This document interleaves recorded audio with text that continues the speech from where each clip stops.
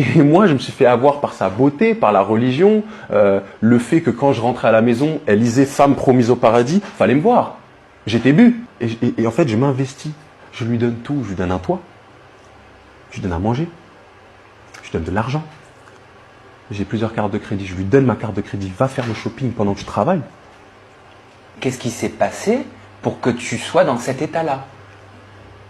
Donc tu veux que je t'explique comment elle m'a trompé avec plusieurs hommes pendant plusieurs mois, avant le mariage et pendant le mariage? Je vais t'expliquer tout ça. Ce qui se passe, c'est que le 16 mai, le jour de mon anniversaire, lundi, je me lève et je me dis, je sais pas pourquoi, faut que je prenne son téléphone, faut pas que je fouille, faut que j'aille dans Snap, dans les comptes bloqués. T'as eu un ressenti? Je sais pas pourquoi.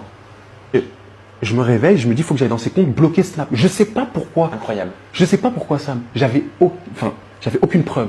Donc je me réveille, je vais dans Snap, je regarde même pas les messages. Je vais dans les comptes bloqués. Je vois, il y a 6 mecs bloqués. Je contacte un des mecs, un seul.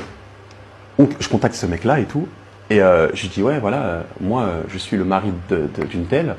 T'es qui? Il me dit, c'est une blague. Je lui envoie les preuves, les photos du mariage et tout. Il me dit, c'est une blague. Il me dit, appelle-moi. Il me dit, mais mec, j'ai couché avec elle pendant le Ramadan quand elle est descendue. Je dis, quoi? Il me dit, j'étais en Espagne avec elle en novembre. J'ai dit, quoi? Il m'envoie des preuves, des preuves, des preuves. Et moi, avant de partir au travail, je dis à ma femme, écoute, j'ai contacté un mec, vois avec lui, tu as 2 heures pour régler, parce qu'il me dit qu'il a couché avec toi, qu'il a fait ci, qu'il a fait ça. Je laisse le bon soupçon, je vais au travail, règle-moi ça, tu as 2 heures. Et je pars pour te dire à quel point. Hein. Mais il m'envoie des preuves. Hein. Il m'envoie des preuves de ma femme, sans voile, en string, sur un lit, d'accord, en train de fumer une chicha, avec ma bague au doigt. Il m'envoie les vacances en novembre qu'il s'est tapé avec elle. Je lui dis, mais qu'est-ce qui se passe? C'est qui ce mec? Il me dit, non, mais c'est un ami de la famille, ça fait 8 ans, on le connaît. En fait, je suis allé le voir parce qu'en fait, il est amoureux de moi, mais moi, je vais un peu le voir parce que pour qu'il me laisse tranquille. Sa mère, elle me dit pareil, mais sa mère, elle n'est pas au courant de la puterie de sa fille. Elle ne sait pas. Elle croit sa fille.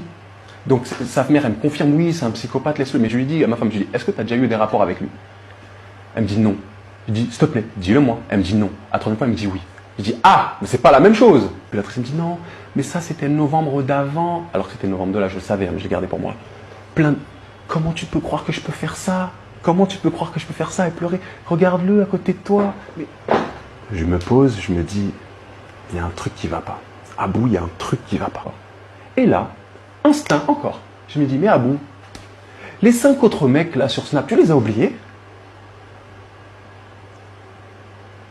Tu vas leur parler? Je vais en parler à un. Oui. Et là, c'est la descente aux enfers.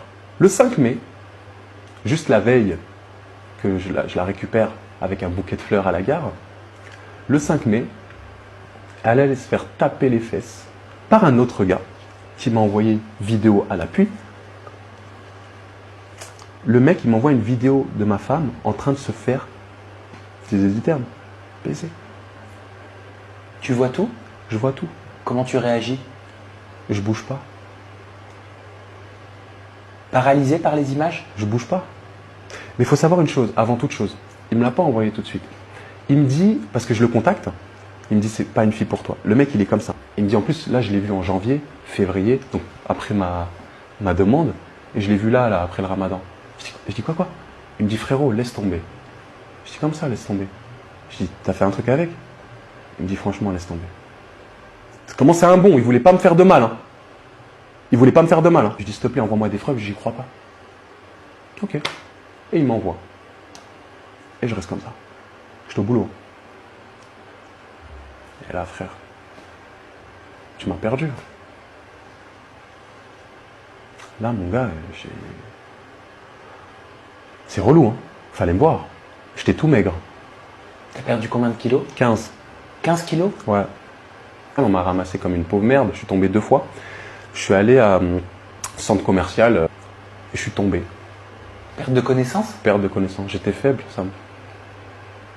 Dieu va s'occuper d'elle. Ce qu'elle a fait, c'est grave. Parce qu'il faut savoir qu'elle couche avec d'autres hommes pendant le mariage sans se protéger. C'est-à-dire, oui, Sam, le 5 mai, elle couche avec un gars. Le 6 mai, moi, je vais la récupérer.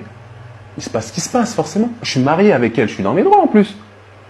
Comment tu sais qu'elle se protégeait pas? Mais parce que la vidéo en parle pour elle-même. Ah oui, bah oui. Et ensuite, quand j'ai recontacté le gars, le premier gars, tout ça, il m'a dit oui. Je lui ai fait si, ça. Elle faisait des trucs qu'elle faisait même pas avec moi.